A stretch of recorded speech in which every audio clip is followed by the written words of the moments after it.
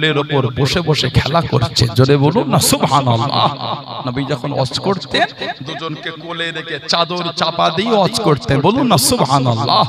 সেই ইমাম হাসান হুসাইন, দুজনের মধ্যে বয়সের ব্যবধান ছিল কম বেশি 11 মাস। বর্ণনা এসেছে ইমামে হাসান জানার শির মোবারক থেকে নিয়ে কোমর মোবারক পর্যন্ত পুরো নবী পাকের মতন ছিল, বলুন সুবহানাল্লাহ। আর ইমামে হুসাইন জানার কোমর মোবারক থেকে কদম মোবারক পর্যন্ত পুরো নবী পাকের মতন, বলুন সুবহানাল্লাহ। কোন কোন বর্ণনা এসেছে দুজনকেই নবী পাকের মতন দেখতে ছিল, বলুন না সুবহানাল্লাহ। একটা হাদিস শরীফে এসেছে হযরত আবু বকর সিদ্দিক রাদিয়াল্লাহু আনহু থেকে বর্ণনা, হাদিস শরীফে এসেছে হযরতে আবু বকর সিদ্দিক রাদিয়াল্লাহু আনহু তিনি নামাজ পড়ে বার হলে সাল্লা আবু বকরিন রাদিয়াল্লাহু আনহু আসর, আবু বকর সিদ্দিক রাদিয়াল্লাহু আনহু আসরের নামাজ পড়লে, হুজুর আসরের নামাজ পড়ে বার হলে ফারা হাসান, ইমামে হাসান হুজুরকে দেখলে ফাহাসান ইয়ালআবু মা'আস সিবিয়ান। বুখারী শরীফের riwayat এসেছে হাসান হুজুরকে দেখছেন যে তিনি বাচ্চাদের সাথে খেলা করছেন, বাচ্চাদের সাথে বসে বসে বাচ্চাদের সাথে ইয়ালআবু মা'আস সিবিয়ান, বাচ্চাদের সাথে খেলা করছেন। আবু বকর সিদ্দিক রাদিয়াল্লাহু কাছে গেলে ফাহামালাহু আলা আতিকিহি, আবু বকর সিদ্দিক ইমামে হাসান রাদিয়াল্লাহু আনহুকে নিজের কাঁধেতে উঠিয়ে নিলেন, বলুন না সুবহানাল্লাহ। এত ভালোবাসেন সাহাবারা দুজনকে। ফাহামালাহু আলা আতিকিহি, ওনাকে নিজের কাঁধে উঠিয়ে নিলেন। আবু বকর সিদ্দিক কাঁধে তুলে ওয়াকালা, সিদ্দিক আকবর বললেন বিআবি, বিআবি, তিনি বলছেন আমার মা বাপ আপনার উপর কুরবান, এই উফদি বিআবি, এর ব্যাখ্যা হলো এই হাসান আপনার উপর আমার মা বাপ কুরবান, আমি কুরবান, বলুন আলহামদুলিল্লাহ। তারপরে বলে শাফিহুন বিন নবী, সুবহানাল্লাহ বলবেন না, শাফিহুন বিন নবী, এই হাসান আপনাকে পুরো আল্লাহর রাসূলের মতন দেখতে, জোরে বললেন না, লা শাফিহুন আলী, আপনি কিন্তু হযরত আলীর মতন দেখতে নয়। আবু বকর সিদ্দিক নিজের কাঁধে উঠিয়ে আদর করে বলছেন শাফিহুন বিন নবী, আয় হাসান রাদিয়াল্লাহু আনহু আপনাকে পুরো আমার নবীর মতন দেখতে, লা শাফিহুন আলী, আপনি কিন্তু হযরত আলীর মতন দেখতে না। সেরকম কথা হুজুর পাশেই ছিলেন, যেই বলেছেন লা শাফিহুন আলী, হাদিস শরীফ ওয়া আলী ইয়াদহাকু, হযরত আলী রাদিয়াল্লাহু আনহু যে সিদ্দিক আকবরের কথা শুনেছে উনি মুচকে মুচকে হাসছেন, বলুন না সুবহানাল্লাহ।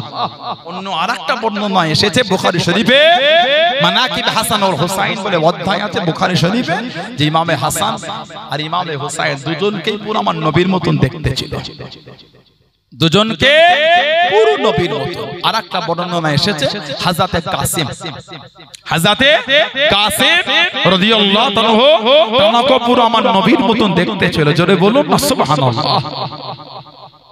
বুখারী শরীফের এক riwayat এসেছে ইমামে হুসাইন রাদিয়াল্লাহু আনহু হুজুরের এই শির মুবারকটা সর্বপ্রথম নিয়ে যাওয়া হয়েছিল কুফা, একটা খানচার মধ্যে রেখেছিল উবাইদুল্লাহ ইবনে জিয়াদ। উবাইদুল্লাহ ইবনে জিয়াদ জাহান্নামী, এই উবাইদুল্লাহ ইবনে জিয়াদ জাহান্নামীর সামনে খানচার উপর রাখা হয়েছে। আহা, উবাইদুল্লাহ ইবনে জিয়াদ একটা ছড়ি নিয়ে, লাঠি ছড়ি নিয়ে ইমামে হুসাইন হুজুরের ঠোঁট মুবারকে শির মুবারকে মারতে লেগেছিল আর নোংরা নোংরা ভাষায় গালি দিচ্ছিল। এই কাফেরগুলি যদি জানতো ওনাদের দরজাটা কি, এই জাহান্নামীগুলি জানতো ওনাদের মাকামটা কি, এই বিয়াদবি করতে পারতো না। কাফেরগুলি দুনিয়ার এতটাই মোহে ডুবে গিয়েছিল, দুনিয়ার ক্ষমতা এতই লোভ লালসায় ডুবে গেল, নবীর আওলাদকেও এরা ছাড়লো না। কিতাবে এসেছে পাশে ছিলেন হযরত আনাস রাদিয়াল্লাহু আনহু, উনি চিকবিগিয়ে উঠে দাঁড়িয়ে তামবিকে বলে, এই উবাইদুল্লাহ ইবনে জিয়াদ তুমি জানো তুমি কার চেহারার মধ্যে ছুরি মারছো, গালি দিচ্ছ জানো? উনি হলেন আমার রাসূলের নওয়াসা, জানাকে পুরো আমার নবী পাকের মতন দেখতে, জোরে বলবেন না, আরেকটু জোরে বলা গেল না। সেই ইমামে হুসাইন হুজুরকে শহীদ করেছে, কম কষ্ট নবীর আওলাদদের দেয়। হযরত শেরে খুদা আলী হুজুর শহীদ হয়ে গেলেন কম বেশি 40 হিজরি, কম বেশি 40 হিজরি। হযরত শেরে খুদা আলী রাদিয়াল্লাহু তাআলা কুফা, উনি রাজধানীটাকে মদিনা শরীফ থেকে পরিবর্তন করে কুফায় নিয়ে গেছিলেন। কুফায় শাসন চালাচ্ছে। ফজরের নামাজ, ফজরের নামাজে মসজিদে ঢুকছে আব্দুর রহমান বিন মুনজিম জাহান্নামী, আব্দুর सुबह के 8 बजे মুনজিম জাহান্নামী, যার ইবাদত দেখলে এত পড়ে, এত নামাজি মুসল্লি দেখাতো, এত নামাজ পড়তো, এই আব্দুর রহমান বিন মুনজিমের ইবাদতের কাছে সাহাবারা লজ্জা পেয়ে যেত, ওর মতন ইবাদত কেউ করতে পারল না। এই জাহান্নামীটা শেরে খুদা আলী হুজুরকে শহীদ করেছে আব্দুর রহমান বিন মুনজিম। কদিন আগে দেখলাম, নেটে দেখলাম ইরানে কিছু মোসাদের সদস্যদের ধরেছে। ইরান মানে ইসরায়েলের গুপ্তচর মোসাদ, এরা কিন্তু ইরানে টুপিদারি জুব্বা পরেই ঘুরতো। ইরানে একজন ইহুদি মহিলা মোসাদের সদস্যকে, ইহুদি মহিলাকে ধরেছে, সে সবসময় হেজাব করে ঘুরতো। দিনের খুদ সবথেকে এই মুনাফিক জাহান্নামীগুলো বেশি করেছে। এদের আযাবটা হলো কাফেরদের থেকেও বেশি, এদের আযাব কাফেরদের থেকেও বেশি। কে যেন একটা বলল, মুসলমানদের কি ছেঁড়া চটি জুতো হলো তো দিয়েছে নাকি একটা, কালকে না পোশাক নেটে ঘুরছিল দেখলাম, দেখেন না আপনারা, যে মুসলমানদের ছেঁড়া চটি না জুতো একটা দিয়েছে নাকি। আমি বললাম একটা ঘৃণা লাগে আপনাদের এই মানসিকতা, নিজেকে এতই নিচই নামিয়ে ফেলছেন আস্তে আস্তে। নিজের জুতো হয়ে যান লোকের, দিনকে জুতো ভাবাচ্ছেন কেন? নিজে লোকের বাথরুম সাফ করা মেথড হয়ে যায়, ইসলামকে নিচই নামাচ্ছেন কেন? ঠিক না ভুল বলছি? লোকের নিজের বাড়ির উঠোনটা ঝাড় দিয়ে দেন, নিজের লোকের বাড়ির চাকর হয়ে যায়, ইসলামকে নত করছেন কেন? লজ্জা লাগে না আপনাদের? দুটো পয়সার জন্য, দুটো পদের জন্য নিজেকে কোথায় নিয়ে যেতে চাইছেন? দুটো অর্থ ইসলামকে কোথায় নিয়ে যাচ্ছেন? আপনি যা ইচ্ছা হয়ে যান, আপনার ব্যক্তিগত ব্যাপার, ইসলামকে জড়াচ্ছেন কেন? সানাউল্লাহ সিদ্দিকী কি হব না হব আমি হব, আমি লোকের বাড়ির মেথর হয়ে আর বলবো দাদা হুজুর মেথর ছিল, সব পাগলামি চলবে না। ঠিক না ভুল বলছি? আমি যা ইচ্ছা হয়ে যায়, আমি নোংরা বাজে, আল্লাহ মাফ করে, যা ইচ্ছা হয়ে যায়, আমি নোংরা বলে দাদা হুজুরকে নোংরায় জড়াচ্ছি কেন? আপনি কি আছেন না আছে, কার পায়ের জুতো আছেন না চটি আছেন, মেথর আছেন না কি আছেন, আপনি আছেন, ইসলামকে ভাবাচ্ছেন কেন? মুসলমানকে ভাবাচ্ছেন কেন? আর কত নিজেকে নিচেই নামাবেন, দালালি করতে করতে কোথায় যাবেন নিজেকে? কোন পার্টির পক্ষ গাইতে আসেনি, বিপক্ষ গাইতে আসেনি, ইসলামকে পাগলামি করতে যেওনি। ইসলামটা আপনার একা না, ইসলামটা সবার। ঠিক না ভুল বলছি? আপনি কি পার্টি করছেন ওটা আপনি বোঝেন, আমি তো পার্টি নিয়ে বলি। কোন রাজনীতি খারাপ বলেছে না নাম করেছে না, ওটা নিজেদের কর্মে নিজেরাই পরিচয় পেয়ে। আমার চর্চা, আমার বলার উদ্দেশ্য আপনার নিজের ব্যাপারটা ইসলামে কেন? আমার ভাইয়েরা, বাপজানেরা, ছেলেরা, হযরত আলী রাদিয়াল্লাহু তাআলা এই আব্দুর রহমান বিন মুনজিম জাহান্নামী তলোয়ার খাঁচ घर के पास एक लड़का रहता था तौफीक, ওই তলোয়ারটাকে বিষেতে ডুবিয়ে রেখেছে কেন? হযরত আলী হুজুরকে শহীদ করবে। ওহ, কত বড় জাহান্নামী চিন্তা দেখেন। তলোয়ারের বাড়ি মারবো, যদি শহীদ করতে না পারি, এই বিষ যদি রক্ত মিশে যেতে পেরেছে, তাহলে শরীরটাকে বিষ পচিয়ে ফেলবে। ওহ, এই চিন্তায় তলোয়ার ঘাঁচ কেটে বিষ ঢুকিয়ে তলোয়ারটাকে বিষে ডুবিয়ে দিয়েছে। চাদর মুড়ি দিয়ে কুফা জামে মসজিদের বাইরে ফজরের সময় শুয়ে আছে তলোয়ারটা নিয়ে, শেরে খুদা হুজুর উঠিয়ে দিয়ে ফজরের ইমামতিতে গেলে সব কাতার দেয়, সেও কাতার দেয়। সুযোগ বুঝে সবাই যখন নামাজে মগ্ন, এই তলোয়ারটা পিছন দিক দিয়ে বার করে হুজুরকে আঘাত করে দিল। হুজুর এই মেম্বারের মেহরাবের ওই অংশে পড়ে গেলে রক্তাক্ত হয়ে গেল। কিতাব এসেছে শহীদ হবার আগে হুজুরের শরীরের গোশতগুলি খসে খসে পড়ে যাচ্ছিল, এত কঠিন বিষ ছিল। রাতের অন্ধকারে কয়েকটা কবর খোঁড়া হয়েছিল ইরাকে। একটা বিশ্বস্ত মত ইরাকের নাজাফের জঙ্গল, বিশুদ্ধ মত ইরাকের নাজাফের জঙ্গল, হুজুরের চেহারা শরীফ, হুজুরের জিসিম শরীফ ওইখানে দাফন করা হলো রাতের অন্ধকারে। কেন? যদি দিনের আলোয় করা হতো লোকে কবর থেকে লাশ মোবারকটা তুলে বেয়াদবি করত। এত নবীর আওলাদদের দুশমন হয়ে গেছে। রাতের অন্ধকারে দাফন। আরেকটা বর্ণনা, অনেক কটা কবর খোঁড়েছিল, লোক বুঝতে না পারে কোনটা হযরত আলীর কবর। দাফন হয়ে গেল। ইমামে হাসান রাদিয়াল্লাহু তাআলা হুজুর শাসন চালাচ্ছে। হুজুরকে বিষ পান করানো হয়েছে, বিষ জাহার দেওয়া হয়েছে। কিতাব এসে এত কঠিন বিষ দিয়েছিল, হুজুর বলছে আমার জানা মনে হচ্ছে আমার নারী ভিতরের অংশগুলো সব টুকরো টুকরো ছিঁড়ে গেছে, শহীদ হয়ে গেল। ইন্না লিল্লাহি ওয়া ইন্না ইলাইহি রাজিউন। ইমামে হুসাইন রাদিয়াল্লাহু তাআলা মদিনা শরীফে আছেন। মুনাফিকরা হুজুরকে শহীদের জন্য প্ল্যান করছে। হুজুর আমার নবী পাকের রওজার কাছে গিয়ে দাঁড়িয়ে গেলেন। আহা, নানা জান, আমি আপনার হুসাইন, এরা আমাকে আপনার মদিনায় থাকতে দিল না। নানা জান, আমি আপনার হুসাইন। হাজীদের জিজ্ঞাসা করবে 8 দিন গে মদিনা শরীফে থাকেন, 50টা 40 ওয়াক্ত নামাজ পড়ে। এই 8 দিন মদিনা শরীফে থেকে যখন আল্লাহর নবী রওজা শরীফ থেকে যখন বিদায়টা নিয়ে আসে, হাজীদের বুকটা ফেটে যায়। যতক্ষণ পর্যন্ত সবুজ গম্বুজটা দেখতে পায়, বাস যাচ্ছে জানালার যেদিক থেকে জায়গা দেয় সেই দিকে হাজেরাকে ঘুরে ঘুরে দেখে আর কাঁদে আর বলে আসসালাতু ওয়াসসালামু আলাইকা ইয়া রাসূলুল্লাহ, আসসালাতু ওয়াসসালামু আলাইকা ইয়া হাবিবাল্লাহ, ইয়া শাফিয়াল মুজনাবিন, ইয়া রাহমাতাল লিল আলামিন।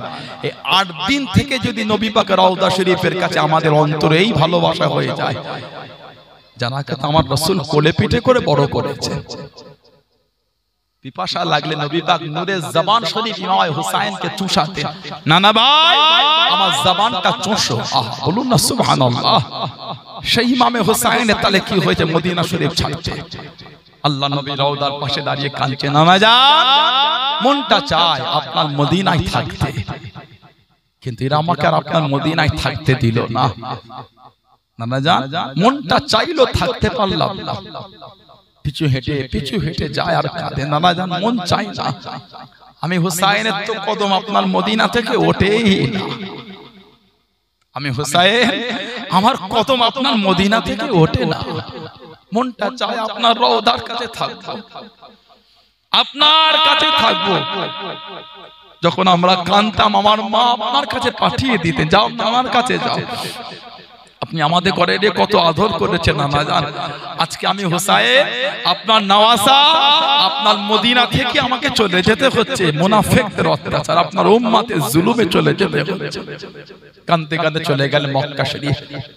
মক্কা শরীফে কিছুদিন থাকলেন। কুফা জমিন থেকে হুজুরের কাছে চিঠি আসছে, কিতাব এসেছে নবী পাকের গোটা খানদানকে শহীদ করে দিয়েছিল।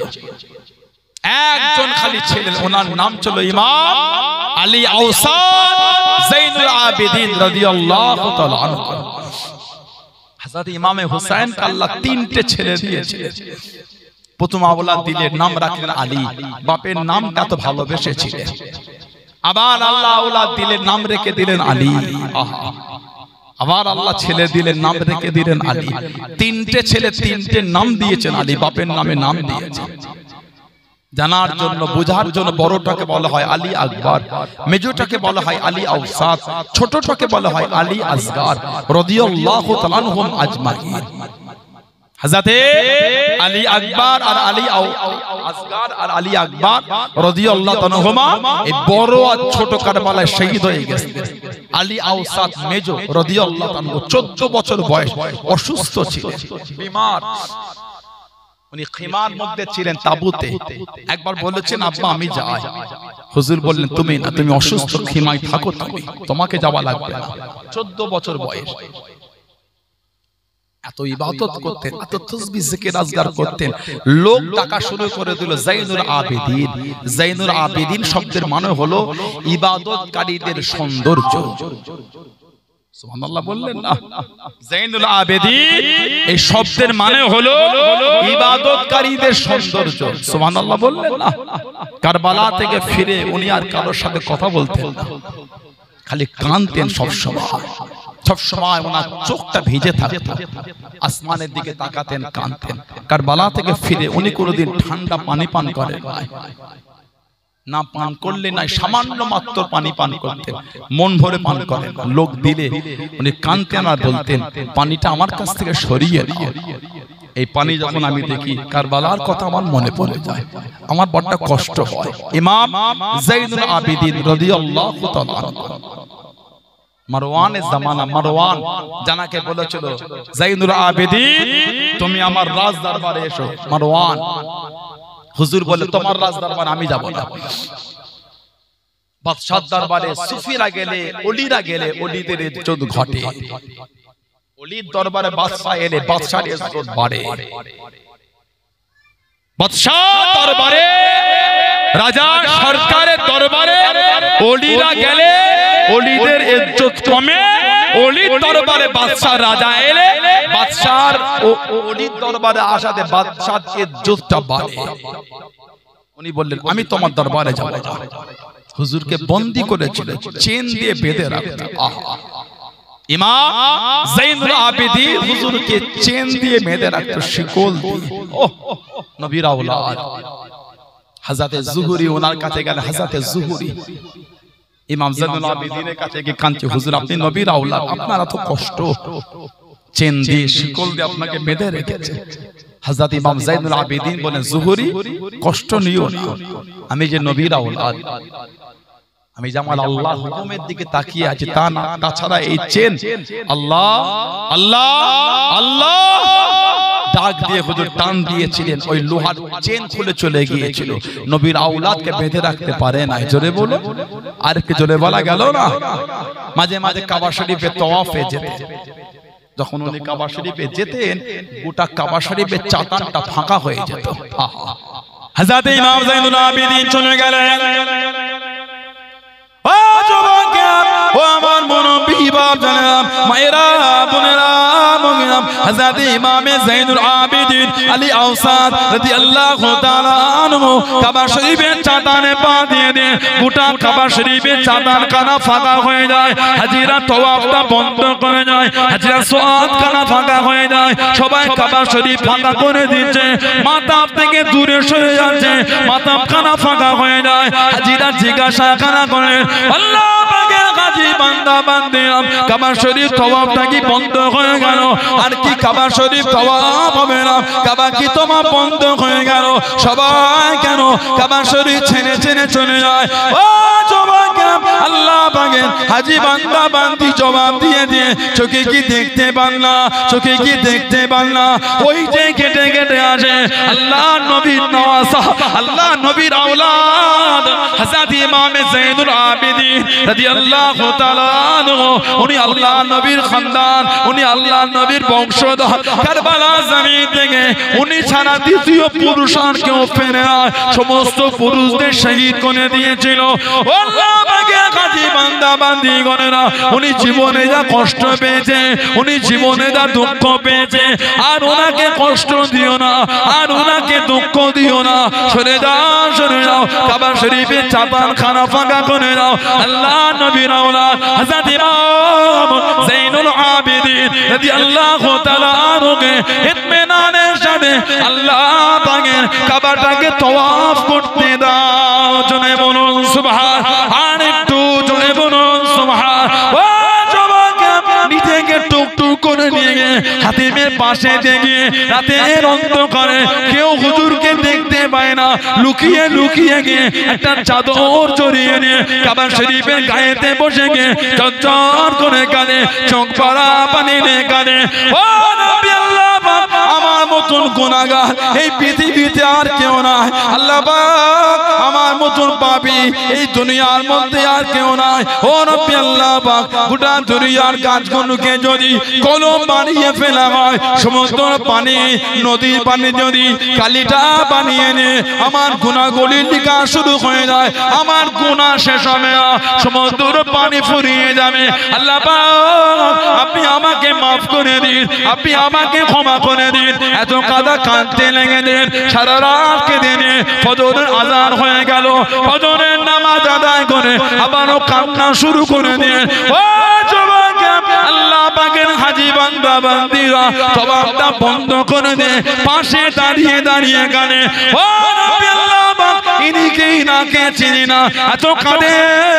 আমরা আপনার হাজি বান্দা বান্দি, আপনি ওনাকে মাফ করে দিন, আপনি ওনাকে মাফ করে দিন। দোয়া করা শেষ করে কান্না বন্ধ হলো না। আল্লাহর ওলি, আল্লাহর নবীর আওলাদ, আল্লাহর রাসূলের বংশধর হযরত ইমাম যায়নুল আবেদিন রাদিয়াল্লাহু তাআলা আনহু হুজুরকে বলতে লাগলেন, আল্লাহ পাকের বান্দা কে আপনি এত কাঁদেন, একবার চেহারা থেকে চাদরখানা সরান, একবার চেহারাখানা দাও। হুজুর আমার টুকটুক করে চেহারা থেকে কাপড় সরাতে সঙ্গে সঙ্গে আল্লাহ আল্লাহ আল্লাহ বলে সমস্ত হাজি বান্দা বান্দিরা বেহুশ হয়ে গেলেন, কাঁদতে শুরু করে দিলেন। আল্লাহ নবীর আওলাদ, আল্লাহ নবীর বংশধর, তিনি যদি এত কাঁদে আমাদের কত কাঁদা দরকার। ইমামে যাইদুল আবিদিন রাদিয়াল্লাহু তাআলা সারা রাত খালি কাঁদতেন, আল্লাহ আমার মতো গুনাহগার আর কেউ নেই। উনি একা খালি কারবালা জমিন থেকে আর কেউ ফেলে নাই, গোটা খানদানকে শহীদ করে দিয়েছে। এই মুহররমের 10 তারিখে 61 হিজরি কারবালার মরুময়দান হযরত ওমর রাদিয়াল্লাহু তাআলা হাদিস শরীফে এসেছে, নববী শরীফে চাতানে সাহাবাদের নিয়ে উনি অজকচ ওনার খেলাফতে একজন কুফার লোক এসে বলছেন, হুজুর শরীরে যদি মশার রক্ত লেগে যায়, মশা হুজুর নামাজ হবে, ওযু থাকবে? হুজুর জিজ্ঞাসা করলেন, আপনি কে, বাড়ি কোথায়? উনি জবাব দিচ্ছেন, আমার বাড়ি হলো কুফা। বুখারী শরীফে এসেছে। যেই বলেছেন কুফা, আফসোস করে বলছে, আহা কুফার মানুষ জিজ্ঞাসা করছে মশার রক্ত যদি লাগে নামাজ হবে কি?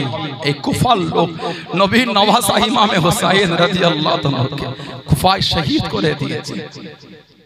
যে কুফার লোক কুফা জমিনে নবীর আওলাদের রক্তের বন্যা বইয়ে দিয়েছে, সেই কুফার লোক আজকে জিজ্ঞাসা করছে মশার রক্তে গায়ে লাগলে নামাজ হবে? আহা নবীর খানদান, নবীর আওলাদদের কিভাবে শহীদ করে দিয়েছে।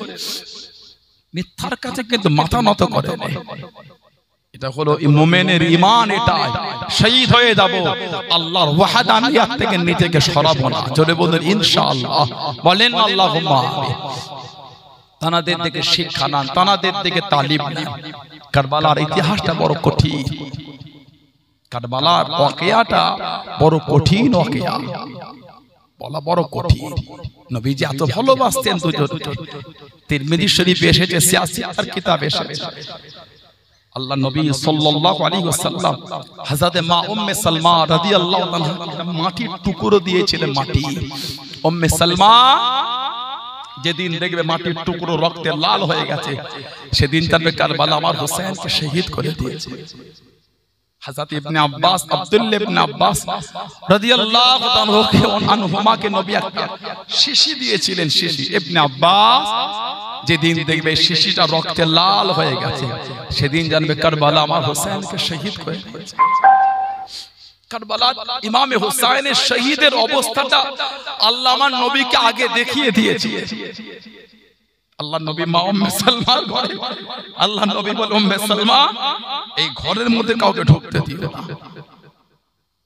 মা উম্মে সালমা দরওয়াজার কাছে আছে, ইমামে হুসাইন রাদিয়াল্লাহু তাআলা কখন যে রুমের মধ্যে ঢুকেছে মা বুঝতে পারে না। কিছুক্ষণ পরে দেখছেন ঘরের মধ্যে থেকে সরকারে দু আলমের কান্নার আওয়াজ হচ্ছে। আহা মা উম্মে সালমা ঘরে গিয়ে দেখছেন আমার নবী ইমামে হুসাইনকে বুকে জড়িয়ে ধরে কাঁদছেন। আল্লাহ নবীকে বললে ইয়া রাসূলুল্লাহ সাল্লাল্লাহু আলাইহি ওয়াসাল্লাম, হুজুর নওয়াসাকে এলে আদর বাদে আপনি কাঁদেন হুজুর। আমার নবী বলে উম্মে সালমা আমার কাছে আল্লাহ ফেরেশতা পাঠিয়েছিলেন, ফেরেশতা পাঠিয়ে আল্লাহ আমাকে এই মাটিটা পাঠিয়েছেন। আমার পরে আমার উম্মতে আমার হোসেনকে কারবালায় শহীদ করে ধরে এই মাটিটা আমার কাছে দিয়েছে, কারবালা আমাকে দেখিয়েছে। উম্মে সালমা এই মাটিটা রেখে দাও, যেদিন দেখবে রক্তে লাল হয় সেদিন যেন আমার হোসেন শহীদ হয়ে গেছে। 61 হিজরি তিরমিজি শরীফে এসেছে আল্লাহ নবী সাল্লাল্লাহু আলাইহি ওয়াসাল্লামকে স্বপ্ন দেখছে মা উম্মে সালমা মদিনা শরীফে দুপুর বেলা। স্বপ্নের মধ্যে ওয়ালা রাসিহি ওয়া লিহিয়াতিহি তুরাব।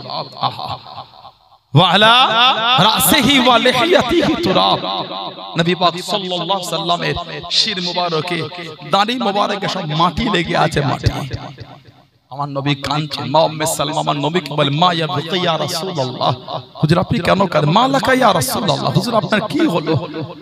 ওয়ালা রাসিহি ওয়া লিহিয়াতিহি তুরাব, হুজুর আপনার শির মুবারকে দাড়ি মুবারকে সব ধুলো লেগে আছে, হুজুর মাটি লেগে আছে, আপনি কাঁদছেন। মা লাকা ইয়া রাসূলুল্লাহ, মা ইয়াবকি ইয়া রাসূলুল্লাহ, হুজুর আপনি কাঁদেন।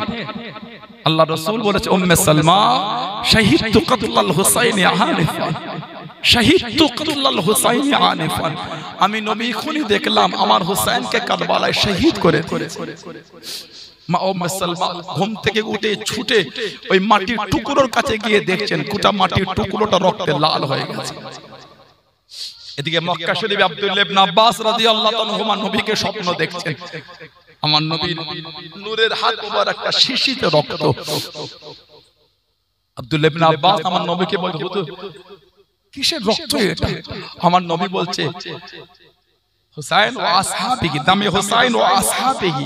ইবনে আব্বাস, এই রক্ত আমার হুসাইন আর আমার হুসাইনের সাথী সঙ্গীতের রক্ত, আমি নবী কারবালা জমিন থেকে তুলে এনেছি। ইবনে আব্বাস রাদিয়াল্লাহু তাআলা ঘুম থেকে উঠে ছুটে গিয়ে দেখছেন যে শিশি আল্লাহ রাসূল দিয়েছেন ওই শিশিটা রক্তে লাল হয়ে গেছে। সেই ইমামে হুসাইন আমাদের জান্নাতের ইমাম, জান্নাতের সরদার আমাদের, সেই মুহররম মাসে বসেছেন, কিছু হলো নিয়ে বাড়িতে যান।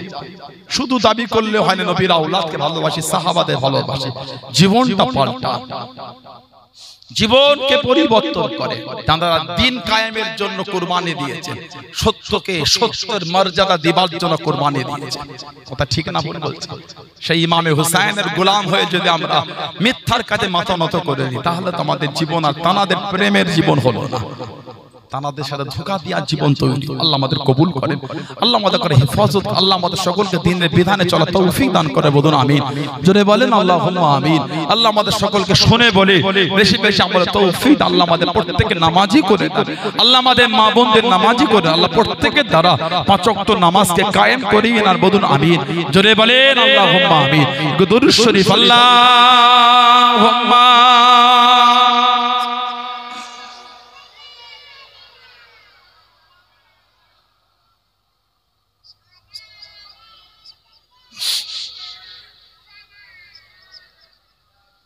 আল্লাহুম্মা সাল্লি আলা